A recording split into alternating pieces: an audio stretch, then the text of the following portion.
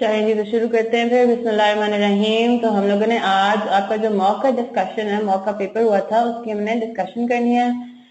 We started, हमने थोड़ा सा पहले भी कोशिश की थी लेकिन हम कर नहीं सके थे इंटरनेट कनेक्शन की वजह से, एक दो दिन पहले। तो फिर मैंने स्टार्ट ही नहीं किया था ऑल टुगेदर। ठीक है जी। तो मॉक का पेपर जो है वो आपको मिल चुका था, क्वेश्चन आपने उसमें देख लिए होंगे, उसका सोल्यूशन भी मैंने अपलोड कर दिया है आपके एलएमएस पे। ठीक है। तो काफी चीजें तो ऐसी हैं कि ऑब्वियसली अब 1 घंटे के अंदर हम इतना सब कुछ तो डिस्कस नहीं कर सकते। जो मोटी मोटी बातें थी हर उसके अंदर क्वेश्चन के अंदर, हम वो बात डिस्कस कर लेते हैं। खास तौर पे पार्टनरशिप का सवाल। ठीक है। अब पार्टनरशिप के बारे में इतनी बात आप सबने जहन नशीन कर लेनी है। पार्टनरशिप का क्वेश्चन मॉक के अंदर थोड़ा सा आउट बनाया गया था और ये पर्पसफुली बनाया गया था। इसके अंदर FAR 1 की चीजें भी डाली गई थी, जस्ट टू मेक श्योर कि अगर तो आईकैप जो है वो एक्स्ट्रा चीजें भी टेस्ट कर लेता है, जो कि हमारे एस्टिमेशन के हिसाब से वो ज्यादा से ज्यादा एक्स्ट्रा जो है, जो हमें लगता है कि वो ये चीजें टेस्ट कर सकता है, even though these are not in intro के सिलेबस। तो हमने वो चीजें भी इसमें डाल दी थी ताकि ये हो कि एटलीस्ट मॉक के थ्रू आपको थोड़ी बातें, बिल्कुल बिल्कुल जनरल रिजर्व, गुडविल की रेजिंग और राइटिंग ऑफ, यहाँ पे ये रिवैल्यूएशन गेन किस तरह से आ रहा है 5000 का, ये सारी चीजें आपके FAR 1 के सिलेबस में मूव हो चुकी हैं, राइट। लेकिन क्योंकि कोई आईकैप ने कोई पैरामीटर्स एज सच कोई डिफाइन नहीं किए हुए, and ICAP has this policy of testing out of syllabus चीजें इन इंट्रो का पेपर, तो उसकी वजह से हमने कहा कि चलो मॉक के थ्रू पे हमें छोटे छोटे पॉइंट्स जो है ना उनको मतलब उनको as a lecture as a whole अगर हम समझाते हैं, इसमें there are more, there so many things to consider. अगर हम इसको एज अ लेक्चर पढ़ाते हैं आपको, तो उसमें फिर वही FAR 1 वाली सारी चीजें हमें पढ़ानी पड़ जाती। अब मॉक में हमने इसको छोटी छोटी बातों को इस तरह से डाल दिया कि बस ये जो बातें ना ये हम आपको बता देंगे, समझ आ गई बात तो ठीक है, नहीं समझ आई टेंशन बिल्कुल भी नहीं लेनी। बाकी सारी चीजें जो हमने की हैं उनको एटलीस्ट आप पक्का करें। आप देखेंगे कि out of a total of ये 15 मार्क्स, जो चीजें आपको यहाँ पे आउट गिवन है ना, उसके इतने मार्क्स, मतलब सारे मार्क्स ऑब्वियसली आपको, ऐसा तो नहीं है कि आपको पूरा का पूरा सवाल ना आता हो, इसमें काफी चीजें ऐसी जो हमने कर ली हुई है। तो out of a total of 15 marks, अगर आपके 6 मार्क्स 7 मार्क का अगर आपको पेपर क्वेश्चन आता भी है तो दैट्स गुड, राइट। तो out of a total of 15 marks, इतनी बातों में आपको गारंटी से कर सकती हूँ कि हमने 6-7 मार्क का जो इसमें सारी चीजें है ना, इनफैक्ट शायद 8 मार्क्स भी बन सकते हैं, वो भी मैं देख लेते हैं उसको, वो सब आपको आता है। अकाउंटिंग में देखिए हमें पूरा प्रॉपर तैयारी रखनी है। किस चीज की तैयारी रखनी है? अपने घबराहट को कंट्रोल में रखना है। हमने इस चीज को इंश्योर करना है कि अगर एक चीज कोई अजीब सी आ जाती है, आपको याद नहीं आ रही अलग से, या आपको लग रहा है कि आपने नहीं पढ़ा हुआ इसको, क्लास में तो हमने डिस्कस ही नहीं किया था, अगर इस तरह की कोई चीज आ जाती है तो क्या उस पॉइंट का दूसरे पॉइंट पे फर्क पड़ना चाहिए? नहीं पड़ना चाहिए। एटलीस्ट जो चीज आपको आती है वो तो आप ठीक ठीक करें। ठीक है। तो अगेन एक इसमें ये वाला क्वेश्चन था जो थोड़ा सा आउट था, तो इसलिए हम इसको पहले डिस्कस करेंगे।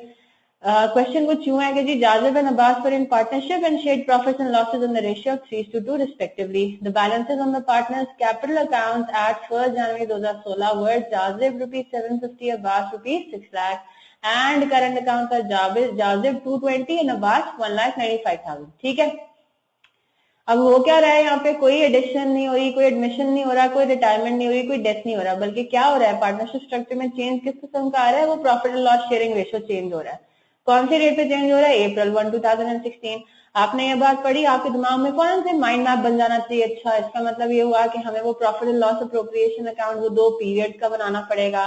पहला पीरियड जो है वो 1 जनवरी से लेकर 31 मार्च तक का होगा। दूसरा पीरियड जो है वो April 1 से 31 दिसंबर तक का होगा। अब जो रेजिडुअल प्रॉफिट बचेगा पहले 3 महीने का, उसको हमने डिवाइड करना है 3:2 में, और जो रिमेनिंग 9 मंथ का रेजिडुअल प्रॉफिट आएगा उसको हमें डिवाइड करना है 1:1 में। ठीक है। आगे आते हैं। Jazid invested a further capital of ₹2,50,000 through check on 1st April 2016.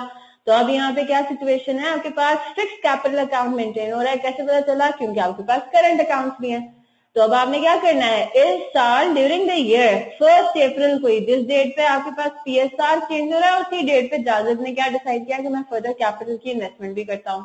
तो ये 2.5 लाख रुपए कहाँ पे नजर आने चाहिए आपको? कैपिटल अकाउंट के अंदर। ठीक है। साथ ही मैं इसके सोल्यूशन खोल देती हूँ। अगर आप जरा रिक्वायरमेंट पे नजर डालें तो रिक्वायरमेंट में ये कुछ लिखा हुआ है कॉलमनर फॉर्म, ठीक है। Partners capital accounts and partners current account in columnar form for the year ended December 31, 2016। अब ये कॉलमनर फॉर्म क्या है? इसका मतलब ये हुआ कि आपने टी अकाउंट फॉर्म में तो ये अकाउंट नहीं बनाने, कॉलमनर फॉर्म में बनाने का मकसद है इस तरीके से। क्या हो गया ये? अब जिस तरह आपने क्या किया, पार्टनर्स कैपिटल अकाउंट, दो ही कॉलम्स आ रहे हैं, जाजिब और अब्बास, ये तो दो आने ही आने, आपने उनके लिख दिए ब्रॉड डाउन, ठीक है, 7,50,000 और 6 लाख। हो क्या रहा है कैपिटल अकाउंट के अंदर? अब आपको क्या करना है, अगर टी अकाउंट बनाते तो ये ब्रॉड डाउन कहां पे आ रहे थे? क्रेडिट साइड पे। ड्यूरिंग द ईयर जाजिब ने फर्दर कैपिटल इन्वेस्टमेंट किए 2.5 लाख की। अगर तो ये टी अकाउंट फॉर्म में होता तो 2.5 लाख का क्रेडिट करते कैपिटल अकाउंट के अंदर। यहाँ पे अब आपने 2.5 लाख को क्रेडिट करना है तो आप सिंपली क्या करेंगे, ओपनिंग में ऐड कर देंगे, है ना। आपने ओपनिंग बैलेंस शो किया है पॉजिटिव में, this represents credit balances, normal balance credit balance होता है, इसको पॉजिटिव में ही शो करें। आपने इसमें कोई चीज क्रेडिट की है यानी कि इसमें हम ऐड करेंगे। ये जो आपके पास आंसर आ रहा है ना 1 लाख और 1 मिलियन और 6 लाख, ये बेसिकली क्या है, ये कैरेट डाउन है ना।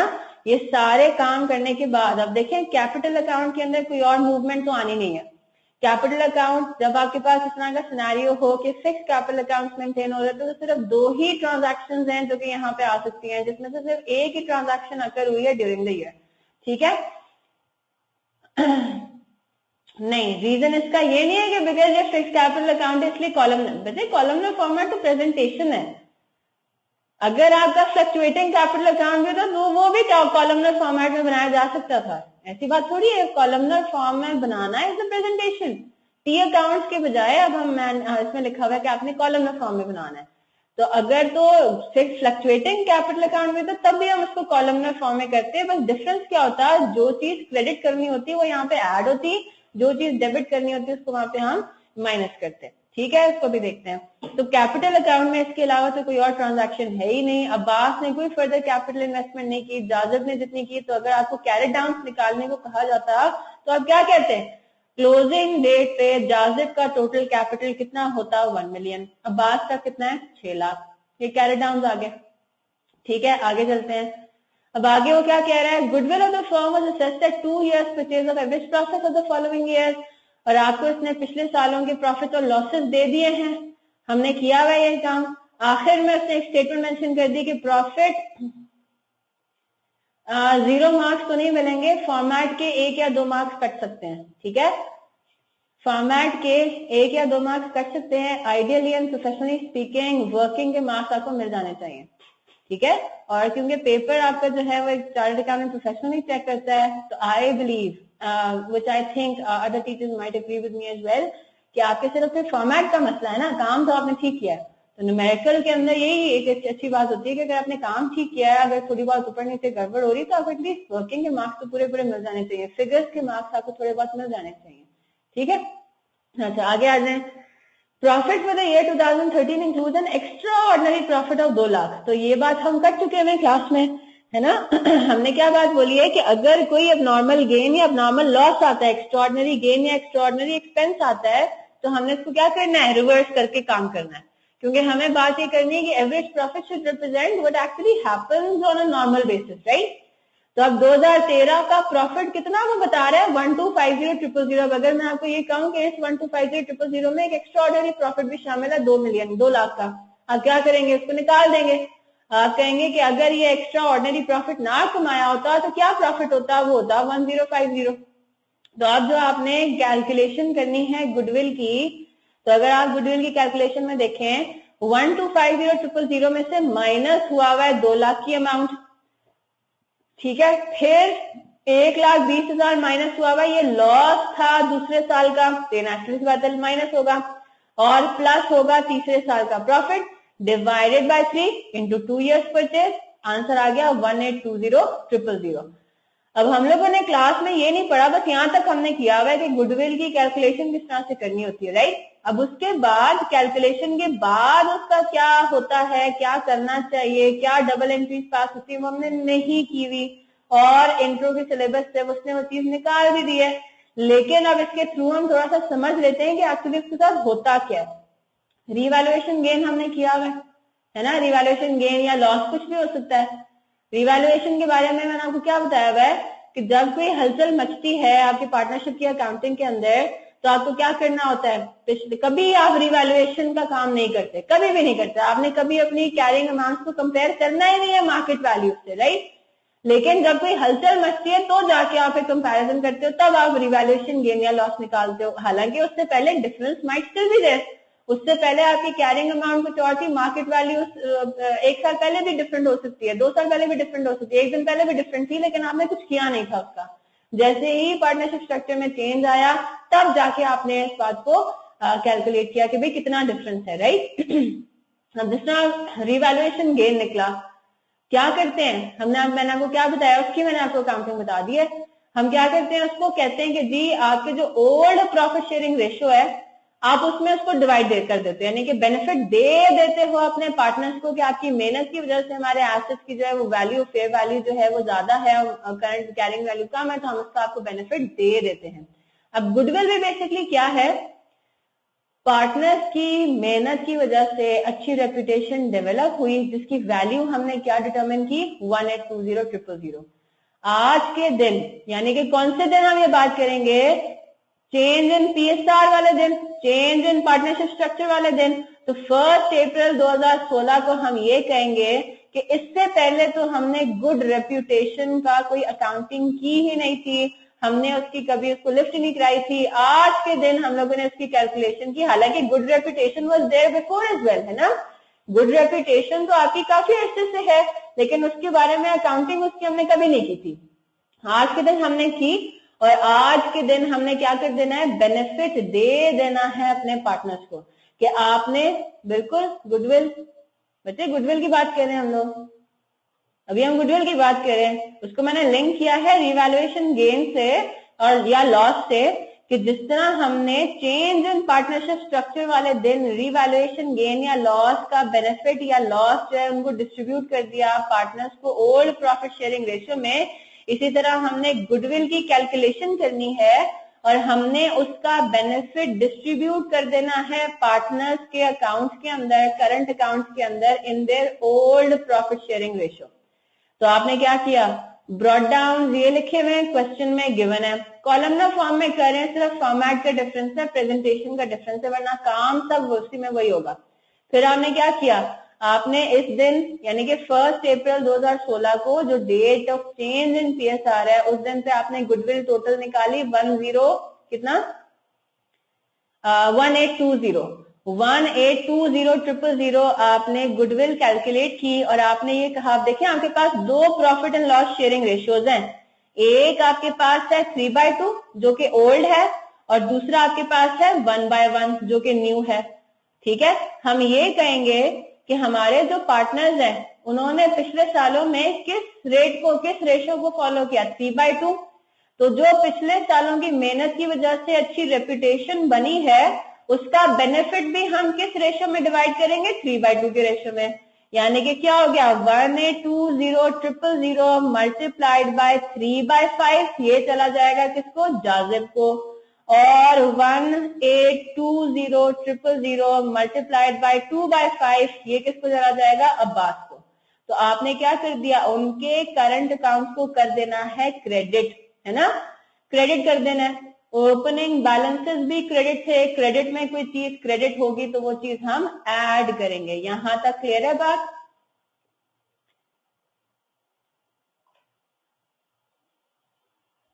जी मोहसिन, इज दैट क्लियर? ठीक है, अच्छा, फिर एक और बात भी सुन लें। अब गुडविल के बारे में मैं आपको इतना हेड्स अप जरूर दूंगी कि गुडविल जो है हम इतनी आसानी से रिकॉर्ड नहीं करेंगे, है ना, यानी कि उसमें बड़े रूल्स एंड रेगुलेशंस है। आपने इससे पहले कभी गुडविल के बारे में सोचना भी नहीं था, आज के दिन अब आपने सोचा। अब अगर मैं आपको ये कहूं कि गुडविल को आपने गुडविल का बेनिफिट दे तो दिया, अब इसकी देखें डबल एंट्री क्या पास हुई होगी। अगर मैं आपको डबल एंट्री से सारा कंप्लीट अगर सिनेरियो दूं, तो यहाँ पे क्या हुआ, गुडविल आपका एसेट है, आपके लिए एक बेनिफिशियल चीज है। आपने 1820000 से गुडविल के अकाउंट को कर दिया डेबिट, और क्रेडिट किसको किया, पार्टनर्स के करंट अकाउंट को क्रेडिट कर दिया, जाजिब के अकाउंट को क्रेडिट किया आपने, कितने से हमने किया था 1820000 मल्टीप्लाइड बाय 3/5, और करंट अकाउंट ऑफ अब्बास को आपने क्रेडिट किया कितने से 2/5 से। ठीक है, आपने ये डबल एंट्री अभी पास की है। ये जो मैंने सिर्फ अभी हमें सिर्फ करंट अकाउंट बनाना था ना, गुडविल का अकाउंट तो हमें बनाना नहीं होता, करंट अकाउंट वो मांग रहा था तो हमने करंट अकाउंट को क्रेडिट होते हुए दिखा दिया। अब आपने करना क्या है बच्चे, मैं यही तो कह रही हूँ, नहीं पढ़ी हुई और पढ़नी भी नहीं है, लेकिन एटलीस्ट मॉक के थ्रू हम आपको थोड़ा सा कॉन्सेप्ट दे रहे हैं कि अगर खुदा न खास्ता आ गया तो एटलीस्ट इसके थ्रू अब आप ये याद कर लो ना क्या प्रोसेस है इसका। कोई इसमें हार्ड एंड फास्ट रूल नहीं है। रिवैल्यूएशन गेन का मैंने आपको थोड़ा बहुत कॉन्सेप्ट दिया हुआ है, उसी से रिलेट करता है, उसी की तरह का है। There is nothing majorly new about it. समझ में आ रहा है तो ठीक है, नहीं समझ में आ रहा है टेंशन नहीं दे, इस पे टाइम जाया मत करें, बाकी सारी चीजें अपनी पक्की करें, अल्लाह मालिक अल्लाह खैर करेगा। नहीं इंशाल्लाह आना नहीं चाहिए ये आपके उसमें एग्जाम में, ठीक है। करंट अकाउंट तो क्रेडिट हो रहा है ना, बिल्कुल हो रहा है क्रेडिट। अब एक बात जरा गौर से सुने, आपने गुडविल को, या इसको कहते हैं गुडविल को रेज करना, यानी कि गुडविल का आपने बेनिफिट अपने पार्टनर्स को दे दिया। आपने कहा कि जी आपने इतनी मेहनत की है, उसकी वजह से जो गुड रेपुटेशन हमारी डेवलप हुई है उसकी टोटल फिगर कितनी है 1820000, तो हम उसका बेनिफिट आपको दे रहे हैं ओल्ड प्रॉफिट शेयरिंग रेशियो में। ठीक है, ये काम आपने करना है क्योंकि डिवाइड करना है ना हम इस फिगर को, तो किस रेशियो में डिवाइड करें, ओल्ड प्रॉफिट शेयरिंग रेशियो में, यानी कि 3/2। अब आपने करना क्या है, फौरन से ही गुडविल को राइट ऑफ भी कर देना है, यानी कि आपने गुडविल को डेबिट किया था, अब आप इस एंट्री को रिवर्स कर देंगे। कैसे रिवर्स करेंगे, अब इधर देख लें। गुडविल को आपने फौरन से ही क्या कर देना है, क्रेडिट कर देना है, कितने से, पूरी अमाउंट से। तो आप 1 सेकेंड के लिए गुडविल को आपने अपनी बुक्स में रिकॉर्ड किया और दूसरे सेकेंड ही उसको क्या कर दिया, क्रेडिट भी कर दिया, निकाल भी दिया। अब आपने क्या करना है, करंट अकाउंट को पहले क्रेडिट किया था, रिवर्स करते हुए आप करंट अकाउंट को आपने डेबिट करना है, लेकिन अब सेम फिगर से डेबिट नहीं करेंगे, क्योंकि अगर हम सेम फिगर से डेबिट करते हैं, एग्जैक्टली ऊपर वाली एंट्री को रिवर्स कर देते हैं, तो फिर एंट्री पास करने का कोई फायदा थोड़ी है। आपने अब गुडविल को राइट ऑफ करना है न्यू प्रॉफिट शेयरिंग रेशियो में। क्या मतलब हुआ कि पहले तो आपने 1820000 को डिवाइड किया था 3/2 के रेशियो में, अब आपने इसको डिवाइड करना है 1:1 के रेशियो में। न्यू प्रॉफिट शेयरिंग रेशियो कितना है 1/1, तो आपने इसको 1/2 और 1/2। ठीक है, बात समझ आ रही है। तो अब थोड़ा बहुत तो इफेक्ट पड़ेगा, थोड़ा बहुत इफेक्ट आपने लेकर आना है। अब अगेन क्यों इस तरह से क्यों कर रहे हैं, ये पूरा का पूरा FR 1 का है, इसीलिए हमने पूरा नहीं पढ़ाना, पूरा आपने पढ़ना भी नहीं है। इतनी बात अगर समझ में आ गई, जो कि इतनी मतलब मुश्किल बात नहीं है। आपने गुडविल को रेज किया, आपने करंट अकाउंट को क्रेडिट किया, पहले ओल्ड प्रॉफिट शेयरिंग रेशियो में इस फिगर को आपने डिवाइड किया, और फिर आपने करंट अकाउंट को डेबिट कर देना है न्यू प्रॉफिट शेयरिंग रेशियो में, उसी फिगर को डिवाइड करके। बस इतनी सी बात है। ठीक है, तो आपने क्रेडिट किया था, इसको यहाँ पे आपने ऐड कर दिया। अब अगर आप इसमें अब कोई चीज, अब आपको क्या करनी है 1820, इन दोनों का टोटल करेंगे 1820 निकलता है। अब आपने इस 1820 को डेबिट भी करना है करंट अकाउंट में इन न्यू प्रॉफिट शेयरिंग रेशियो, यानी कि 910 और 910। तो आपके पास, अब आप कॉलमनर फॉर्मेट में इसको किस तरह दिखाओगे, कोई चीज डेबिट होते हुए दिखा रहे हो, बिल्कुल उसी तरह से जिस तरह हमने रिकंसिलिएशन स्टेटमेंट नहीं बनाया था कि अगर आपके पास क्रेडिटर्स का रिकंसिलिएशन स्टेटमेंट है तो उसमें नॉर्मली चीजें क्रेडिट हो रही होती हैं, लेकिन अगर उसमें कोई चीज डेबिट आ जाएगी तो आप माइनस फॉर्म में दिखा दोगे। एग्जैक्टली वही वाली चीज है। 220 क्रेडिट बैलेंस, उसमें 1092 पहले क्रेडिट किया और फिर 910 डेबिट भी कर दिया, तो 910 माइनस होते हुए दिखा दिया। ये दोनों चीजें, ये दोनों फिगर्स वही 1820000 का ही ब्रेकअप है। क्रेडिट हो रहा है new old profit sharing ratio में, डेबिट हो रहा है न्यू प्रॉफिट शेयरिंग रेशियो में। बस इतनी सी बात है। यहां तक क्लियर है?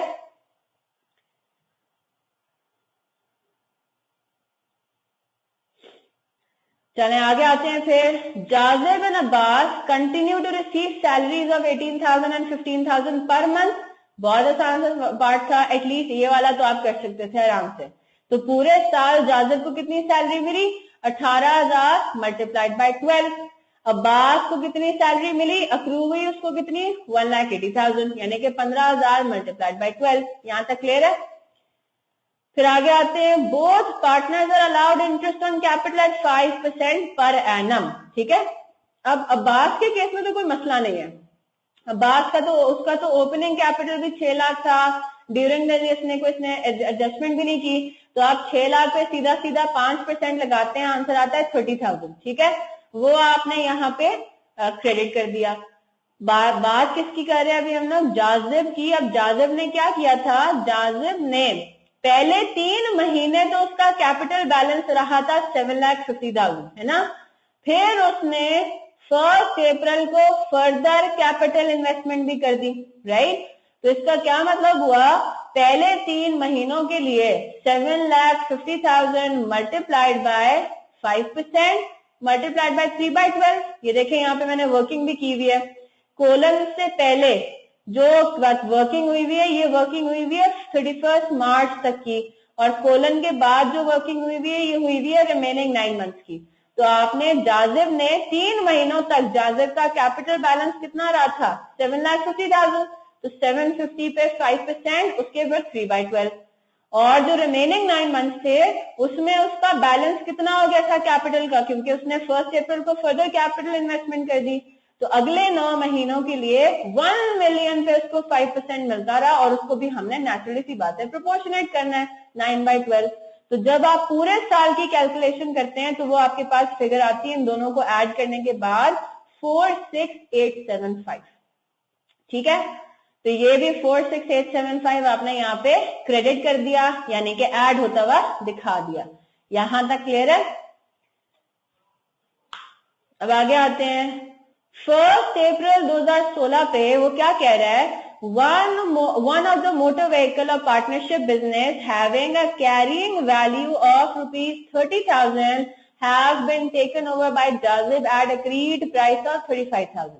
अब यहां पे देखें, रिवैल्यूएशन गेन या लॉस क्या चीज होती है? बिजनेस के नजदीक उस एसेट की वैल्यू कुछ और थी, है ना, और मार्केट के नजदीक यानी कि फेयर वैल्यू उसकी कुछ और थी। अब यहाँ पे भी क्या हो रहा है? यहाँ पे भी सिमिलर सिचुएशन हो रही है। बिजनेस के नजदीक उस मोटर व्हीकल की वैल्यू कितनी थी? 30,000 की थी, लेकिन जाजिब ने जब वो मोटर व्हीकल ली तो उसने क्या बात बोली? मेरे नजदीक इसकी वैल्यू कितनी है? 35,000। Are you getting my point? तो 5,000 यहाँ पे क्या सिचुएशन हो गई? 5,000 इज योर रीवैल्यूएशन गेन, कि कैरिंग अमाउंट उसकी 30,000 थी, अग्रीड अमाउंट अब मैंने उसने टेक ओवर कर लिया ना। अब यहाँ पे हम डिस्पोज ऑफ तो नहीं कर रहे, यहाँ पे हम एसेट को मार्केट से कंपेयर नहीं कर रहे, हाँ, लेकिन कोई दूसरी पार्टी जरूर इन्वॉल्व हो रही है। एक तो बिजनेस है और एक ओनर आ गया। ओनर कह रहा है कि ठीक है, बिजनेस के नजदीक इसकी वैल्यू होगी 30,000, लेकिन मैं इसको टेक ओवर कर रहा हूं एट 35,000। तो पहली चीज तो ये होगी ड्रॉइंग। बच्चे, रिवैल्यूएशन वैसे जो IAS 16 वाली फिक्स्ड एसेट वाली रिवैल्यूएशन है वो आपके इंट्रो में नहीं है। तो अक्यूमुलेटेड डेप्रिसिएशन में क्या करना है उसका, वो आपके इंट्रो में है ही नहीं, वो तो एक अलग ही चीज है। यहाँ पे तो पार्टनरशिप के केस में revaluation, change in partnership structure के केस में रिवैल्यूएशन बिल्कुल सिंपल तरीके का, आपको उसमें कुछ नहीं कंसिडर करना। ठीक है, उसमें आपको नेटबुक वैल्यू ही गिवन होगी। उसमें अक्यूमुलेटेड डेप्रिसिएशन का क्या करेंगे, कॉस्ट का अलग से क्या करेंगे, कुछ आपको वो नहीं करना। That is not of your concern. आपने सिर्फ वैल्यू को इंक्रीज या डिक्रीज करना है बस। ठीक है, तो अब आपने क्या करना है? आपने ये कहना है कि जो आपका एसेट टेक ओवर, अब देखो ये ड्रॉइंग्स हैं, ये ड्रॉइंग है, जाजिब आपका टेक ओवर कर रहा है मोटर व्हीकल को। तो पहले चीज तो ये कि आपने ड्रॉइंग को डेबिट करना है ना, करंट अकाउंट में डेबिट भी तो करना है ड्रॉइंग को। अब सवाल ये आता है कि ड्रॉइंग को किस फिगर पे दिखाएं, 35 पे या 30 पे? तो हमें अग्रीड प्राइस पे दिखाना है, भले ये कम हो भले ज्यादा हो। ठीक है, तो हमने क्या कर दिया, 35,000 से हमने ड्रॉइंग दिखा दी मोटर व्हीकल की, हमने यहाँ पे डेबिट कर दिया, यानी कि माइनस साइन में इसको दिखा देंगे। फिर बारी आती है रिवैल्यूएशन गेन की। अब यहाँ पे गेन ऑन डिस्पोजल है, ये थोड़ा सा मिसलीडिंग हो जाएगा। मोहसिन नॉन करंट एसेट भी तो विड्रॉ हो सकता है, ओनर ड्रॉइंग कर नहीं सकता? नहीं नहीं नहीं, ओरिजिनल थोड़ी, ओरिजिनल तो मैंने आपको क्या बोला हुआ है क्लास में, मैंने आपको ये बोला हुआ है कि अगर ड्राइंग के केस में ओरिजिनल कैपिटल में से ड्राइंग हो रही होगी तो वो मेंशन करेगा। जहां पे कुछ मेंशन नहीं होता वो हम कहते हैं ड्राइंग की करंट अकाउंट वाली ड्राइंग है, तो करंट अकाउंट में शो करेंगे ना, ठीक है। बाय डिफॉल्ट ड्राइंग सारी की सारी वो वाली होंगी जो करंट अकाउंट में आनी है। अगर कैपिटल अकाउंट वाली ड्राइंग होगी तो वो मेंशन करेगा। इस पे इंटरेस्ट नहीं है, इंटरेस्ट का इसमें सिनारियो ही नहीं है ना। क्वेश्चन में कहीं लिखा हुआ है कि interest on drawing is charge at इतना, नहीं, तो आप नहीं करोगे चार्ज, सिर्फ इंटरेस्ट ऑन कैपिटल है। अब रिवैल्यूएशन गेन कितने का आया इसमें? 5000 का रिवैल्यूएशन गेन आया कि आपके बिजनेस के नजदीक इसकी वैल्यू थी 30,000 और आपके पार्टनर के नजदीक इसकी वैल्यू थी 35,000, 5,000 का आपकी मतलब ज्यादा आपने वैल्यू करनी है, तो 5,000 का आपने रिवैल्यूएशन गेन भी बुक करना है। करंट अकाउंट में किस में शो करेंगे उसको? Old profit and loss sharing ratio में हमने इसको डिवाइड कर दिया। न्यू प्रॉफिट शेयरिंग रेशियो सिर्फ यूज होगा राइट ऑफ के केस में बस, ठीक है। तो गेन आपने बुक किया किस रेशियो में? ओल्ड प्रॉफिट शेयरिंग रेशियो यानी कि 3/2, ठीक है।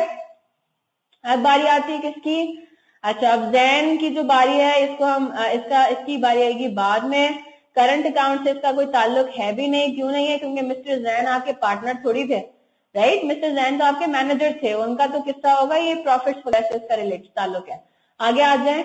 एज ऑन 1 अप्रैल 2016, भी हर बात 1 अप्रैल 2016 क्यों कर रहा है? क्योंकि change in partnership structure 1 April 2016 को आ रहा है। Profit and loss sharing ratio 1 April 2016 को आ रहा है, यानी कि स्ट्रक्चर आपका इस डेट पे चेंज हो रहा है, ठीक है।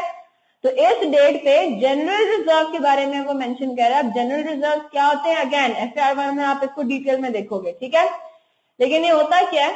अब देखिए, नॉर्मली हम क्या करते हैं, एसओसीआई बनाया, उससे प्रॉफिट की फिगर आ गई, फिर हम profit and loss appropriation account बनाते हैं, और जो नेट प्रॉफिट होता है एसओसीआई वाला, उसको इन वन फॉर्म और दी अदर हम डिस्ट्रीब्यूट कर रहे होते हैं पार्टनर्स के दरमियान, है ना। उसी की फिर हम अप्रोप्रिएशन दिखा रहे होते हैं, उसको डिस्ट्रीब्यूट होता हुआ दिखा रहे होते हैं। यानी कि हम इंटरेस्ट ऑन कैपिटल दे देते हैं, हम सैलरी दे देते हैं, बोनस दे देते हैं, और फिर शेयर ऑफ प्रॉफिट जो बचता है उसको शेयर ऑफ प्रॉफिट में डिस्ट्रीब्यूट कर देते हैं।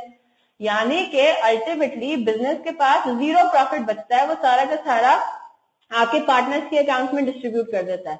अब हो सकता है किसी पॉइंट इन टाइम पे या किसी साल में पार्टनर्स ये डिसाइड करें कि हमने पूरा का पूरा नेट प्रॉफिट, एसओसीआई वाला नेट प्रॉफिट पूरा का पूरा डिस्ट्रीब्यूट नहीं करना, कि अगर लेट्स से 10,000 रुपए का इस साल हमने प्रॉफिट कमाया है हमारे बिजनेस ने, तो उसमें से हम जो है वो 7,000 डिस्ट्रीब्यूट करेंगे आपस में, इंटरेस्ट ऑन कैपिटल के फॉर्म में, सैलरी के फॉर्म में, शेयर ऑफ प्रॉफिट के फॉर्म में, और जो रिमेनिंग 3,000 है ना उसको बिजनेस में ही रहने देंगे। यानी कि 10,000 में से 7,000 तो क्रेडिट हो जाएगा करंट अकाउंट के अंदर इन वन फॉर्म और दी अदर, और जो रिमेनिंग 3,000 है उसको हम क्रेडिट कर देंगे एक नए अकाउंट के अंदर जिसका नाम होगा जनरल रिजर्व। अब होगा क्या?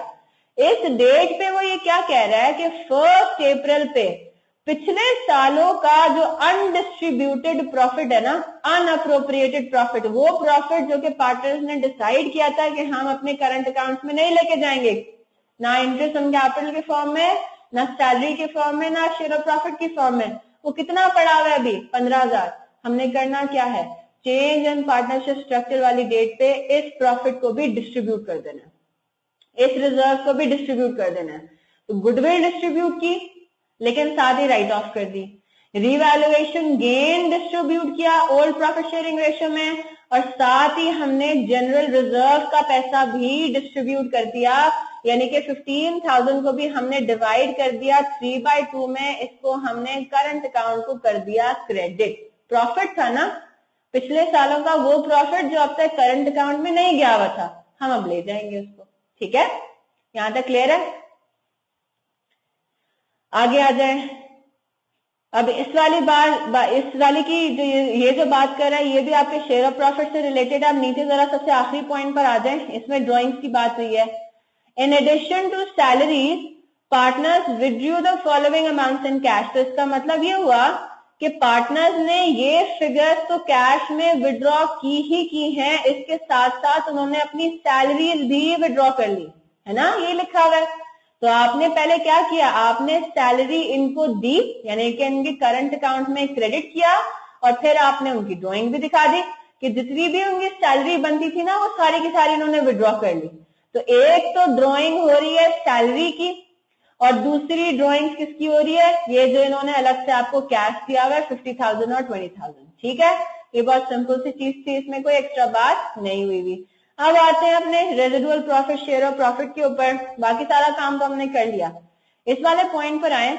The profit for the year ended December 31, 2016 amounted to ₹747,000 after providing for the partners salaries. क्या मतलब हुआ कि ये जो प्रॉफिट है ये आपका स्ट्रेट अवे एसओसीआई वाला प्रॉफिट तो है ही नहीं, इसमें क्या माइनस हुआ हुआ है, one of the appropriation deduct हुई है, और वो कौन सी अप्रोप्रिएशन है, पार्टनर्स की सैलरी। अभी ट्विस्ट एक डाल दिया उसने, इसमें कोई नई बात नहीं है। आपको ये बात पता है कि profit and loss, residual profit निकालने के लिए हम एक वर्किंग में भी profit and loss appropriation account बनाते हैं। Profit and loss appropriation account का स्टार्टिंग पॉइंट क्या होता है, एसओसीआई वाला नेट प्रॉफिट, है ना।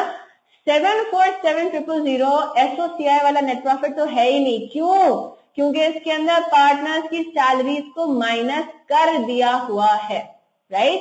तो हम क्या करेंगे, हमें इसमें लेस हुआ है, हमें ऐड बैक करना है। लेस तो करेंगे लेकिन वो अलग से करेंगे ना, पहले हम जरा स्टार्टिंग पॉइंट पे तो पहुंचे, पहले जरा हम स्टार्टिंग पॉइंट पे तो पहुंचे। 747,000 उसने प्रॉफिट आपको क्वेश्चन में दिया हुआ है, इसमें हम क्या कर देंगे, ऐड बैक कर देंगे दोनों पार्टनर्स की सैलरीज, और वो टोटल कितनी बनती है, 216,000 प्लस 1,80,000, यानी कि 396,000। हम कह रहे हैं कि ये इस फिगर में माइनस हुआ है ना, तो अगर हम माइनस करने से पहले वाली पोजीशन पर आ जाए तो वो क्या आ जाएगी, 1143,000, ठीक है।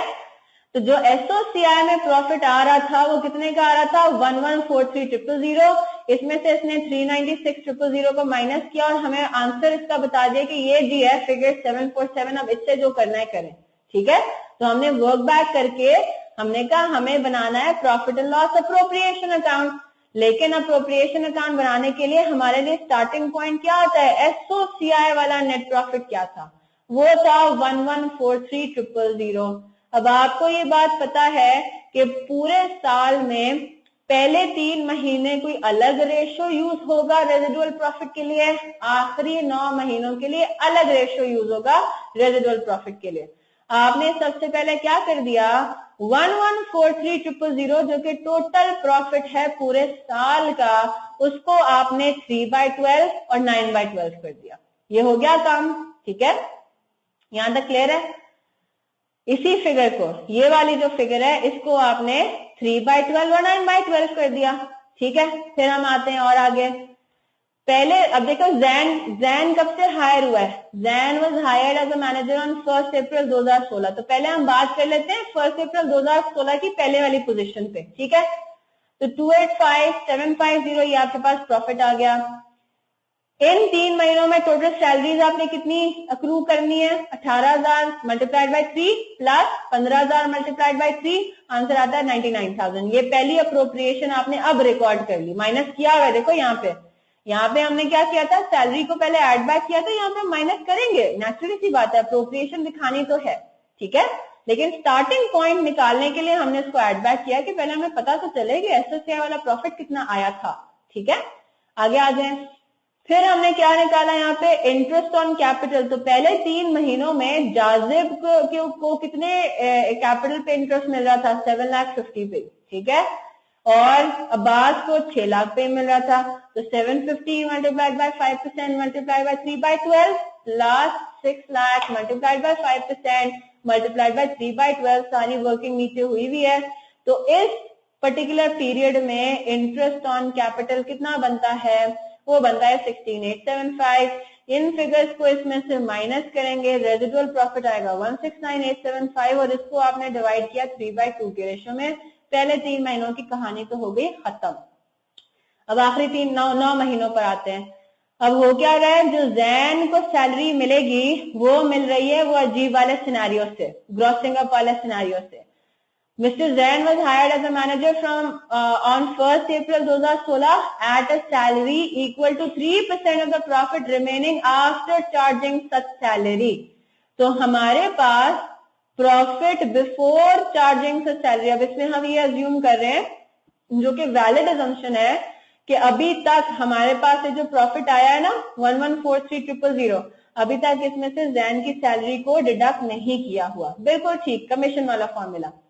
अब मुझे एक बात बताएं, जैन को आपने हायर किया 1 अप्रैल 2016 से, तो क्या उसको पूरे साल की प्रॉफिट के बेसिस पे कमीशन मिलेगा? नहीं ना, उसको तो जितना पीरियड उसने काम किया है और उस पीरियड में जितना प्रॉफिट कमाया गया है उस प्रॉफिट के बेसिस पे कमीशन मिलना चाहिए। तो ये काम तो हम कर चुके हैं ना, हमने प्रॉफिट को अपने डिवाइड कर दिया हुआ है, अब हम इसके बेसिस पे उसको वो दे देंगे, कमीशन दे देंगे।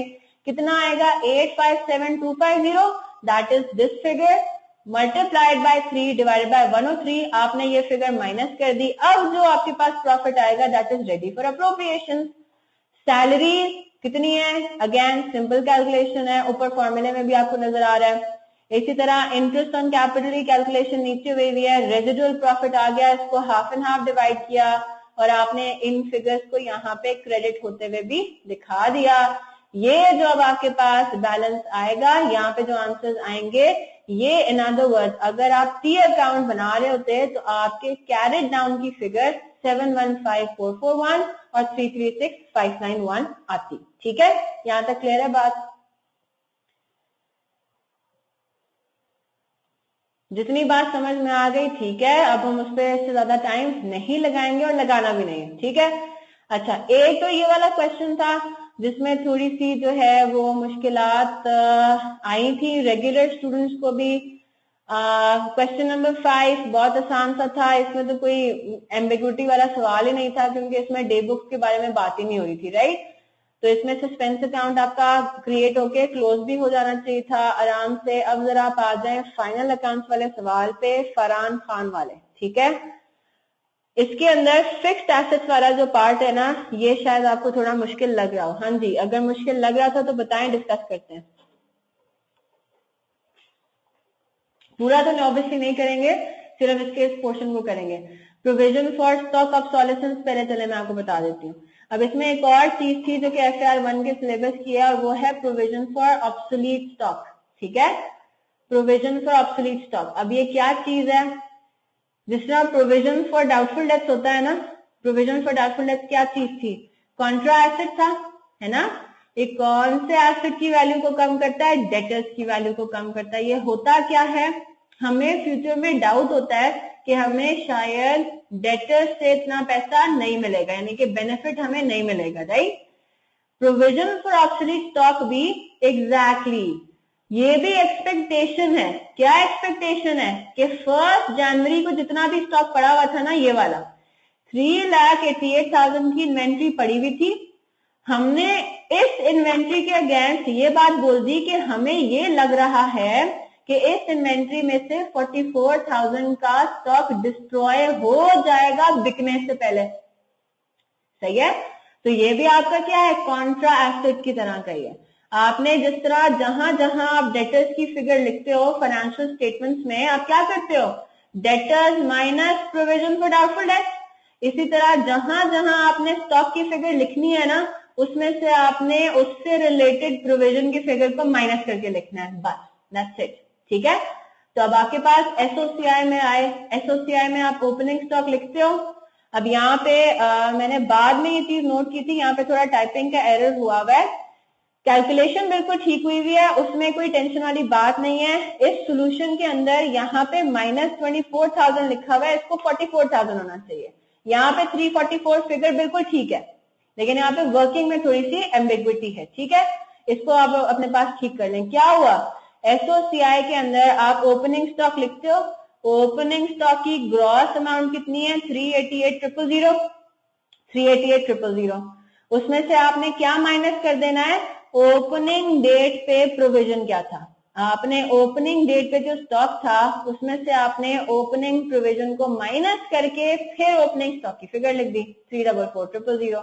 इसी तरह क्लोजिंग स्टॉक के ऊपर जब हम आते हैं तो क्लोजिंग स्टॉक के बारे में एक तो वो कह रहा है कि एक एरर हो गया, मोहसिन बच्चे stock in trade is an alternate term. इसमें कंफ्यूजन वाली कौन सी बात है? ट्रायल बैलेंस में सिर्फ अगर इन्वेंट्री लिखा हुआ है तो आपको पता है कि इन्वेंट्री ट्रायल बैलेंस में जो आती है वो ओपनिंग इन्वेंट्री होती है। इसमें कंफ्यूजिंग वाली कौन सी बात हो गई? तो बच्चे इन ट्रांजिट नहीं है, ये इन ट्रेड है। स्टॉक इन ट्रेड यानी कि जिसमें आप ट्रेडिंग करते हो, वो आइटम जिसकी आप ट्रेडिंग करते हो। ट्रांजिट थोड़ी लिखा हुआ है इसमें। इन ट्रांजिट का मतलब है कि रास्ते में होना। ट्रेड है ये तो नहीं नहीं नहीं, कंफ्यूज थोड़ी होना है। ये तो क्या, ऐसी तो ऑल्टरनेट टर्म है ये। Stock in trade, inventory, same चीज।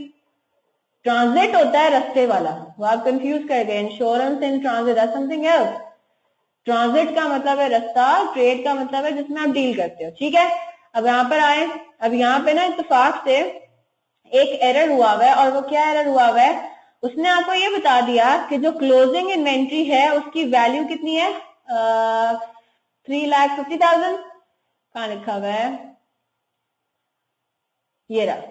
Cost of stock at 31 December 2016 amounted to 3,65,000।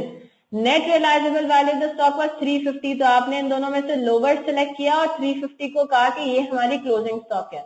ऊपर जब आप पढ़ते हैं तो आपको एक एरर नजर आया कि आपको एक क्रेडिट सेल रिटर्न हो गई थी। ठीक है, एक तो उसकी आपने डबल एंट्री नहीं पास किया, यानी कि सेल्स रिटर्न डेबिट और डेटर क्रेडिट किया ही नहीं। कितने का? 70,000 का।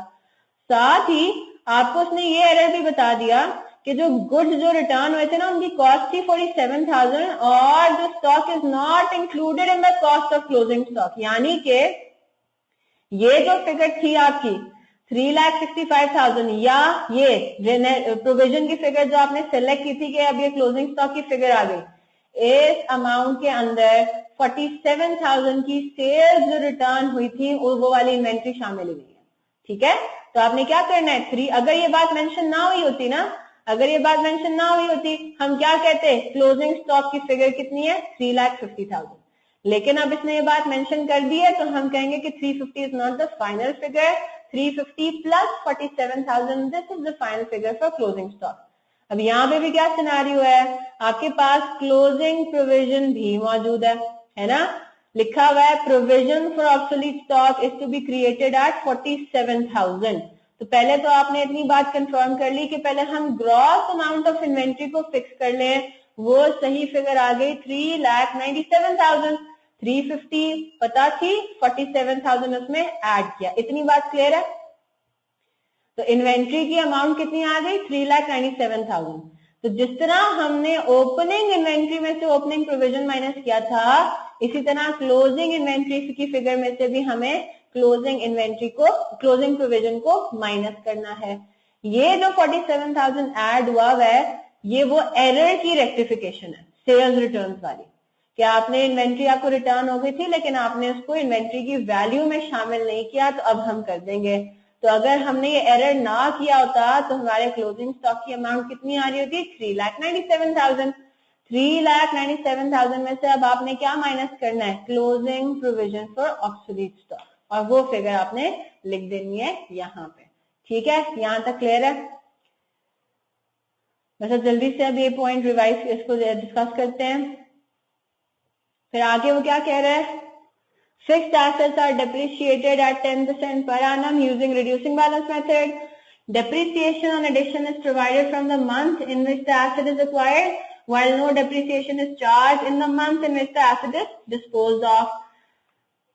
On 1st July 2016, a generator which was purchased on 1st January 2013 for rupees 1 lakh, यानी कि ये पुराने जनरेटर की कॉस्ट है। ठीक है, It was traded in for a new generator. The disposal was not recorded.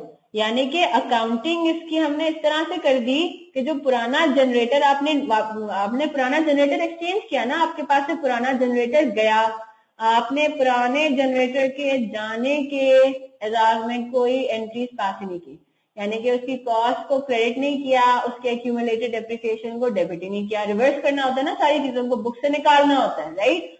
तो आपने पुराने जनरेटर से रिलेटेड कोई डबल एंट्रीज पास ही नहीं की, लेकिन आपने आगे क्या कर दिया, and the generator was capitalised at 5 lakh, और नए जनरेटर ऑब्वियसली कौन सा जनरेटर कैपिटलाइज किया, नया वाला जनरेटर।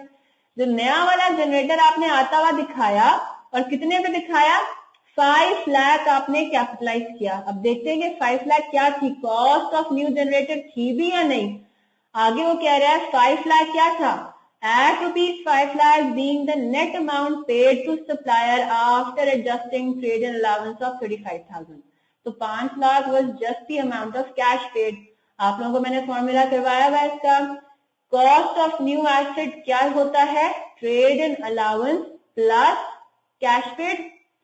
इसमें इसने क्या कर दिया, सिर्फ कैश पेड की फिगर को देखा और ये फिगर इसने कैपिटलाइज कर दी।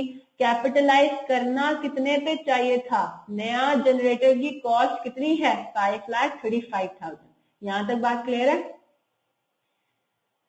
तो आपने क्या किया है, 5 लाख की हद तक तो आपने कैपिटलाइज कर दिया, 35,000 को भी कैपिटलाइज करना था, आपने वो नहीं किया। आगे देखते हैं, cost of installation of the generator amounting to ₹30,000 was debited to office and administration expenses.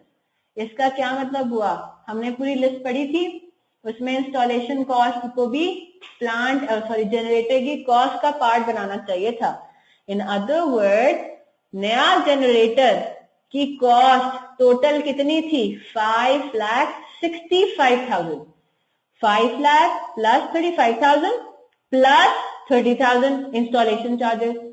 हमने जनरेटर को कैपिटलाइज कितने पे किया है, 5 लाख पे। करना कितने पे चाहिए था, 5,65,000 पे। तो हमने 65,000 से जनरेटर को अंडर कैपिटलाइज किया हुआ है। तो अब हम क्या कर देंगे, देखें यहाँ पे जो ट्रायल बैलेंस में आपको फिगर दी हुई है फिक्स्ड एसेट की कॉस्ट की, इसका मतलब ये हुआ इस 1,750,000 में सिर्फ 5 लाख की अमाउंट ऐड हुई है। हमें क्या करनी है, 65,000 की फर्दर ऐड कर देनी है ठीक करने के लिए इस एरर को। यहां तक क्लियर है सब बात। साथ ही 1,750,000 क्या हुआ था, पुराने जनरेटर की डिस्पोजल तो दिखाई नहीं थी। अगर दिखाई होती तो हमने 1 लाख जो कि पुराने जनरेटर की कॉस्ट थी, हमने 1 लाख को क्रेडिट साइड पे दिखाना था, हमने नहीं दिखाया। हमने डिस्पोजल तो रिकॉर्ड ही नहीं किया, हमने ऐसे ट्रीटमेंट की जिसमें हमने सिर्फ एक नया एसेट खरीदा है बस, ठीक है, और उसके बदले 5 लाख की पेमेंट की है। डबल एंट्री क्या पास कर दी हमने, बैंक क्रेडिट 5 लाख और जनरेटर क्रेडिट डेबिट, यानी कि फिक्स्ड एसेट आपने डेबिट किया 5 लाख से, बैंक को क्रेडिट कर दिया। हालांकि आपको पता लग गया कि डिफरेंट अमाउंट से डेबिट होना चाहिए था फिक्स्ड एसेट के अकाउंट को, ठीक है। और आपने पुराने जनरेटर की कॉस्ट को माइनस होते हुए नहीं दिखाया। अब आपने फिक्स कर लिया इसको, आपने अब दिखा दिया। अब जो आपके पास कैरी डाउन आएगा 1,715,000 वो आपका बिल्कुल ठीक होगा, ठीक है। इसमें नया जनरेटर भी सही फिगर पे आ गया और पुराना जनरेटर की भी आपकी बुक से निकल गया। अब आते हैं जरा नीचे। इसी तरह अक्यूमुलेटेड डेप्रिसिएशन का, अब देखें अक्यूमुलेटेड डेप्रिसिएशन में आपको ओपनिंग बैलेंस गिवन है साल के पहले दिन का, यानी कि इस साल का आपने डेप्रिसिएशन एक्सपेंस सिरे से रिकॉर्ड ही नहीं किया हुआ है ना। अच्छी बात हो गई, ना गलत रिकॉर्ड हुआ ना ही उसको फिक्स करने की जरूरत पड़ी, हम इकट्ठा ही सही डेप्रिसिएशन एक्सपेंस कैलकुलेट कर लेंगे, बेस्ट हो गया ये तो। आपने 3,50,000 लिखा क्रेडिट साइड पे, ये ट्रू सेंस में ओपनिंग बैलेंस है ना। फिर आपने क्या करना है, आपने कैलकुलेट करना है। अब आपने एक डिस्पोजल भी कर रहे हो ना, डिस्पोजल कर रहे हो पुराने जनरेटर की, आपने 30 जून 2016 तक की एक्यूमुलेटेड डेप्रिसिएशन निकालनी है। क्यों, आप एक्सचेंज कर रहे हो 1 जुलाई 2016 को, और आपकी जो डेप्रिसिएशन की पॉलिसी है वो आपको ये कहता है no depreciation is charged in the month in which the asset is disposed off. तो जो पुराना जनरेटर है वो आपके पास जुलाई के महीने में जा रहा है, लेकिन आपने जुलाई के महीने के एक दिन की भी डेप्रिसिएशन नहीं कैलकुलेट करनी, ठीक है। तो जून तक ही आके हम रुक जाएंगे।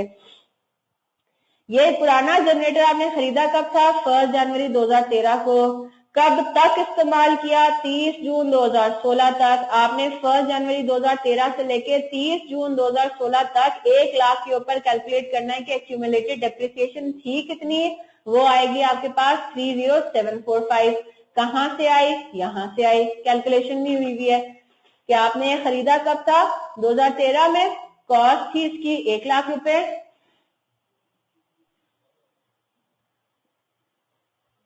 नहीं नहीं नहीं नहीं नहीं, अगर ट्रायल बैलेंस में एक्यूमुलेटेड डेप्रिसिएशन का अकाउंट ना हो लेकिन डेप्रिसिएशन एक्सपेंस फिर भी आएगा, नेचुरली सी बात है। इसका मतलब है हम सिंगल अकाउंट मेथड फॉलो कर रहे हैं।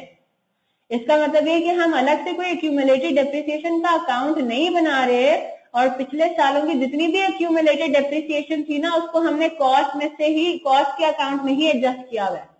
यानी कि अब कॉस्ट का अकाउंट अलग और एक्यूमुलेटेड डेप्रिसिएशन का अलग नहीं है, सिंगल अकाउंट है उस फिक्स्ड एसेट के लिए और वो है WDV पे। ठीक है।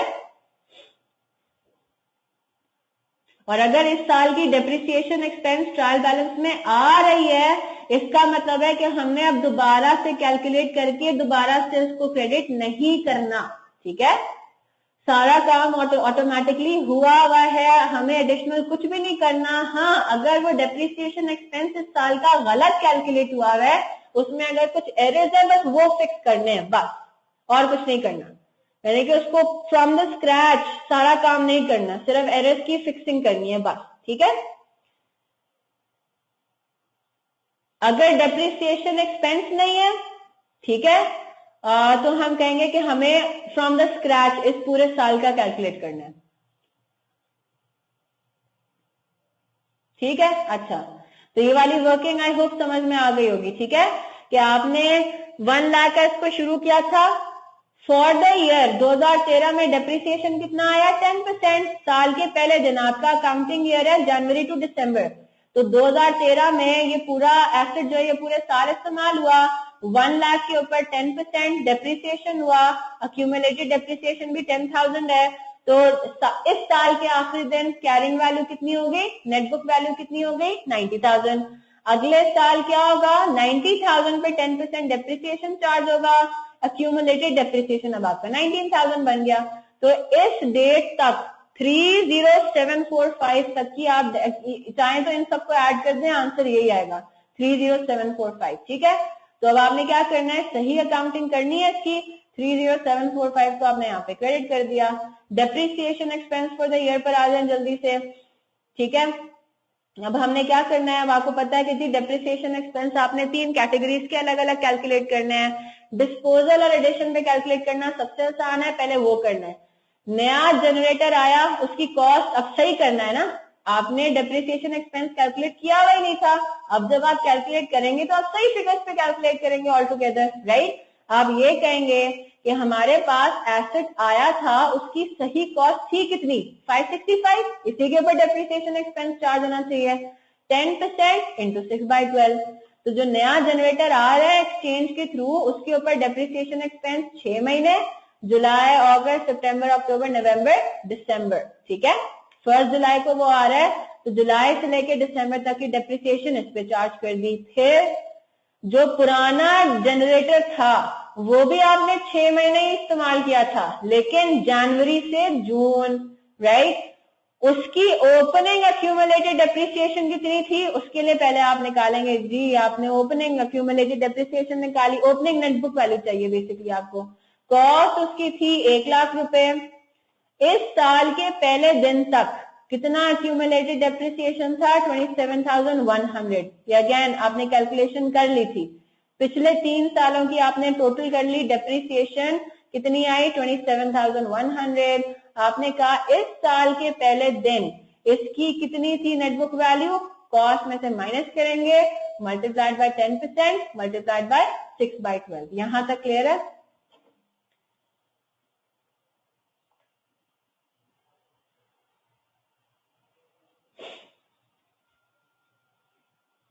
ठीक है, बस इसको आगे चलूं, इसको इग्नोर कर दूं।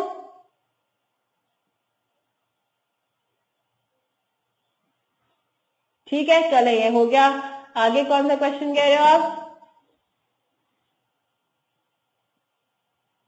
क्वेश्चन नंबर 2 में 0.7। अच्छा, question number 2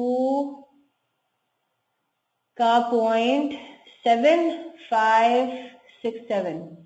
A refund to a credit customer Zen was made through check of 2979. This payment was correctly recorded in cash book and in Zen's individual account. यानी कि इसमें सब्सिडरी लेजर आपका बिल्कुल ठीक है. Double entry क्या पास होनी चाहिए थी इसकी?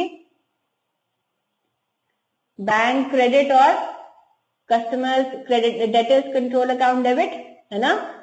आप रिफंड कर रहे हो मोहसिन बच्चे, रिफंड वाली सिचुएशन हमने पढ़ी भी है. आपका कोई डेटर था. अब आपने देखो बच्चे, देखो इसमें आपने क्वेश्चन नहीं करना कि यहाँ पे क्रेडिट कस्टमर आ गया, क्रेडिट कस्टमर ने तो हमसे उधार पे लिया होगा, रिफंड का क्या सिचुएशन है? उसने हमसे, ठीक है वो उधार पे, वो ऐसा बंदा है जो हमसे उधार पे चीजें खरीदता है. हुआ क्या होगा? हो सकता है उसने हमें किसी पॉइंट इन टाइम पे एक्सेस पेमेंट कर दी हो, बस उसकी अब हम उसको रिफंड कर रहे हैं. आपने क्वेश्चन के लॉजिक पे नहीं जाना, जो बात बोली हुई है उसी को फॉलो करना है. आप जैन को कोई रिफंड कर रहे थे, बस उसकी डबल एंट्री क्या पास होनी चाहिए थी? नहीं नहीं नहीं नहीं नहीं. तो अब देखो सिनेरियो बनाओ ना. ठीक है वो क्रेडिट कस्टमर है, क्रेडिट कस्टमर का क्या मतलब है? वो कभी पेमेंट ही नहीं करता? नहीं करता तो है. क्रेडिट कस्टमर होने का मतलब क्या है कि वो जब आपसे खरीदता है वो उधार पे खरीदता है, लेकिन वो पेमेंट भी करता है, लेकिन बाद में. तो हो सकता है उसने कभी आपको जब पेमेंट की हो तो उसने आपको एक्सेस पेमेंट कर दी हो गलती से, और अब आप उसको रिफंड कर रहे हो. तो आप यही कहोगे ना कि जैन कौन है? मेरा उधार पे लेता है मेरे से चीजें नॉर्मली, अब मैं उसको कोई चीज रिफंड कर रही हूँ. हो सकता है उसने मुझे कोई चीज खरीद के वापस कर दी हो, राइट, और उसके पैसे भी उसने बाद में दे दिए हो, तो अब हम उसको पैसे वापस कर रहे हैं, बस दैट्स इट. तो आपने क्या करना है, इसके अंदर परचेज अकाउंट के अंदर इसमें रिकॉर्डिंग हो गई थी, अब आपने इसको ठीक करना है. एसेट की return down value is the net book value. मैंने आपको शायद इसके टर्म्स बताए हुए हैं. Carrying amount, return down value, net book value, the same thing, cost minus accumulated depreciation. ठीक है. और चलें जल्दी से और पूछें.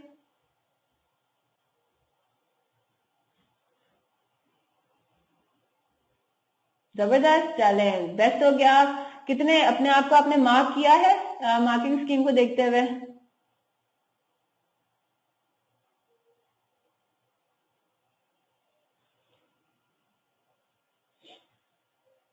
अभी करोगे? चलो ठीक है, मुझे जरूर आपने शेयर करना है. ठीक है.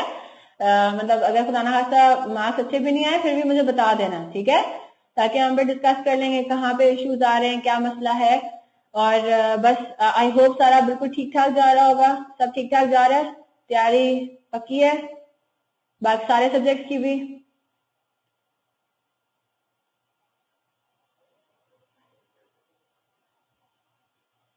चले बस बिल्कुल जरूर. दुआएं तो हमेशा आप लोगों के साथ हैं. जो लोग रिकॉर्डिंग भी सुन रहे हैं उनको मेरी तरफ से again all the very best of luck. ठीक है.